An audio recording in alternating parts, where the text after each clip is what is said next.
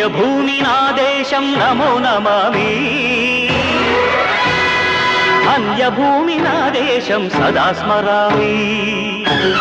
ఈరోజు నేతాజీ సుభాష్ చంద్రబోస్ గారి జయంతి సందర్భంగా హనంకొండలోని చౌరస్తాలో నేతాజీ సుభాష్ చంద్రబోస్ గారి విగ్రహానికి పూలమాలలేసి తెలంగాణ జిల్లాల పూలే యువజన సంఘం నాయకులు మరియు హనంకొండ జిల్లా జేఏసీ తరఫున నివాళులర్పించడం జరిగింది. ఈ దేశంలో స్వతంత్రం కోసం తన జీవితాన్ని త్యాగం చేసిన నేతాజీ సుభాష్ చంద్రబోస్ నిరంతరం ఈ దేశ స్వతంత్రం కోసం ఎన్నో కార్యక్రమాలు చేపట్టి అజ్ఞాతవాసంలోకి వెళ్ళి అజ్ఞానంలో ఉన్న ఈ సమాజాన్ని చైతన్యపరుస్తూ యువతను సైన్యంగా మలిచి బ్రిటిష్ సైన్యానికి ఎదురు నిలిచి పోరాటం చేయడం జరిగింది. ఆనాటి సమాజంలో ధైర్యంగా బ్రిటిష్ ప్రభుత్వానికి వ్యతిరేకంగా పోరాటాలు చేసి తనకంటూ ఒక ప్రత్యేకమైన స్థానాన్ని సంపాదించి రష్యా మరియు ఇతర దేశాల యొక్క సహాయ సహకారాలు తీసుకొని బ్రిటిష్ వారిపై యుద్ధాన్ని ప్రకటించి తద్వారా ఈ దేశానికి స్వతంత్రం తీసుకొచ్చే ప్రయత్నం చేయడం జరిగింది.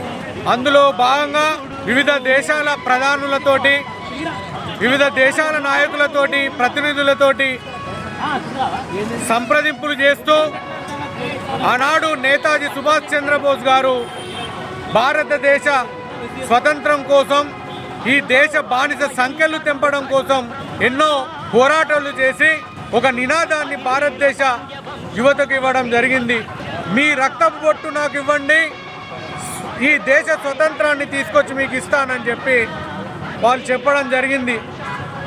అలా చెప్పడం ద్వారా ఆనాటి యువతరం అంతా కూడా నేతాజీ పక్షాన నిలబడి గొప్ప సైన్యంగా ఏర్పడి ఈ దేశ స్వతంత్రం కోసం పోరాటంలో అగ్రభాగంగా నిలిచి దేశ స్వాతంత్రం రావడానికి ముఖ్య కారకులయ్యారు.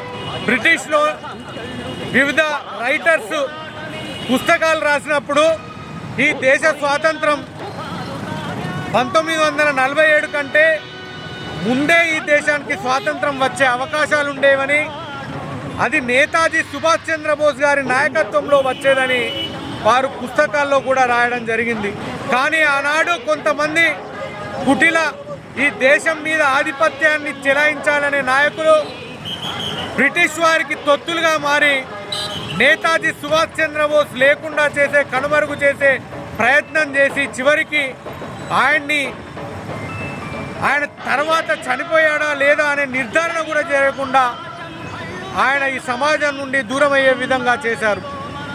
ఇది ఒక కుట్రలో భాగంగా జరిగింది.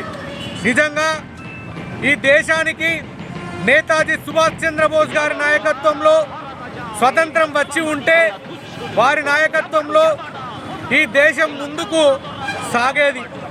ఈరోజు అగ్రదేశాలైనటువంటి భారతదేశమే అగ్రదేశంగా ఉండేది. ఈనాడు అగ్రదేశాలుగా చెప్పుకోబడే అమెరికా కానీ చైనా కానీ రష్యా కానీ ఈ దేశాలకు ధీటుగా భారతదేశం ఎదిగి ఉండేది. ఆర్థికంగా సామాజికంగా అన్ని విధాలుగా నేతాజీ సుభాష్ చంద్రబోస్ గారి నాయకత్వంలో చాలా అద్భుతంగా ఈ దేశ ప్రగతి సాధించి ఉండేది. కానీ ఇవన్నీ కేవలం కుటిల రాజకీయాల కోసం, ఒక వర్గ ఆధిపత్యాల కోసం ఈ భారతదేశ ప్రగతిని, ఇక్కడ మూలవాసుల జీవితాలను పణంగా పెట్టి దుర్మార్గంగా మనని ఆగం చేసి వదిలి వెళ్ళిపోయారు. సుభాష్ చంద్రబోస్